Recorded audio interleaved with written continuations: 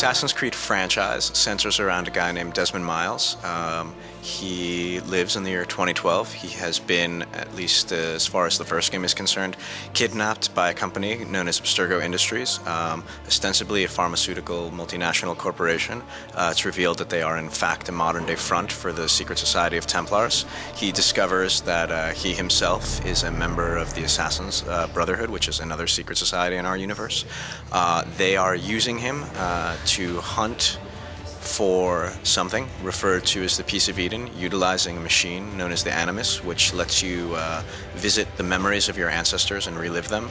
So in the first game, he relived the memory of a guy named Altair, who lived during the Third Crusade. And at the start of our game, Assassin's Creed 2, which I don't think I want to spoil exactly how we get to it, he's going to be reliving the memories of a second ancestor, a guy named Ezio Auditore da Firenze.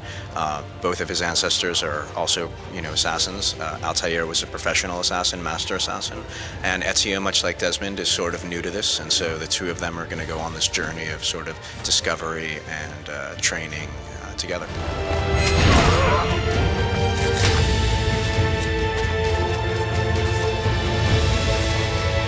Assassin's Creed 2 begins exactly where Assassin's Creed 1 ended, inside Desmond's bedroom, inside Abstergo, staring at a wall of symbols that have been left by a previous subject.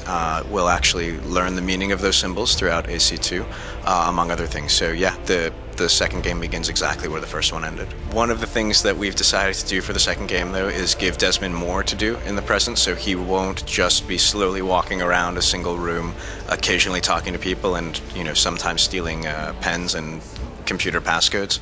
Can't get into too many details yet, but he will be able to run and jump and perhaps some other stuff. And he may or may not leave Abstergo and journey to new places. He will, again, be entering a new Animus, so not the same one from the first game, but again, anything else would be spoilers. One of the main pillars of the Assassin's Creed franchise, I hope, is that we tend to try and be as historically accurate as possible, and obviously within reason, because fun and gameplay and the game itself have to come first. So this time around, before I even started writing, I spent about a year just doing research. At the very beginning of the project, a group of 6 of us actually went to Italy for 10 days. We visited Florence, Venice, Rome, and several small cities in the Tuscan countryside. And then once that was done, I returned to Montreal, began just doing a ton of research, reading a shit ton of, am I allowed to swear?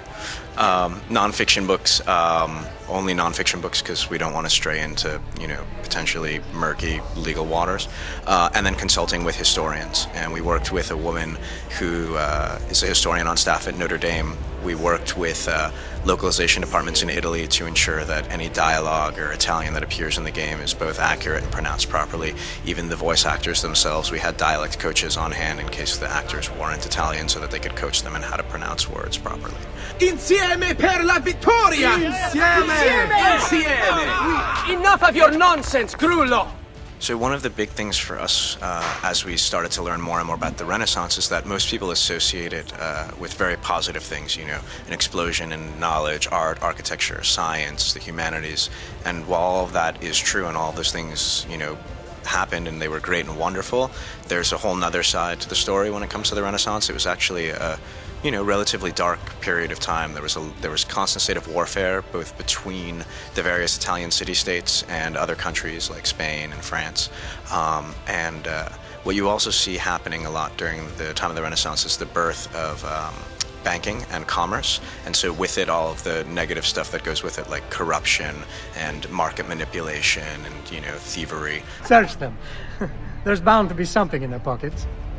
A lot of the things that we're dealing with today in modern society with our big corporations and shady politicians, a lot of this stuff was sort of born out of the Renaissance because people were finding new ways to make money, and so it meant they were also finding new ways to cheat.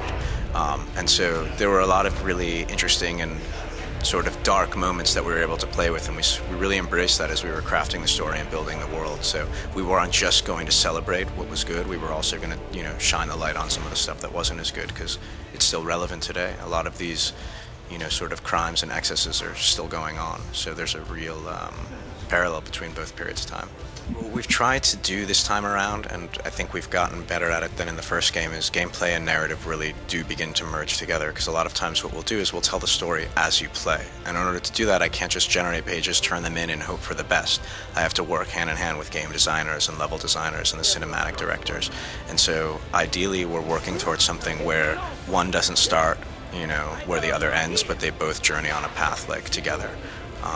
So it'll be anything from finding ways to deliver action sequences while still allowing the player to remain in control, to just coming up with different techniques for delivering story bits. If it's, what we call walk and talk, which is where you'll walk with an NPC or, in some cases run or chase an NPC to a location, we find new ways to deliver story information like while this is going on.